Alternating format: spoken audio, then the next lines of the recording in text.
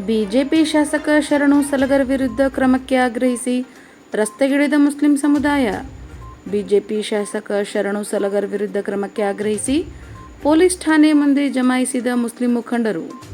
ಬಸವಕಲ್ಯಾಣ ಶಾಸಕ ಶರಣು ಸಲಗರ್ ವಿರುದ್ಧ ಮುಸ್ಲಿಂ ಮುಖಂಡರು ಭಾರೀ ಆಕ್ರೋಶ ವ್ಯಕ್ತಪಡಿಸಿದ್ದಾರೆ.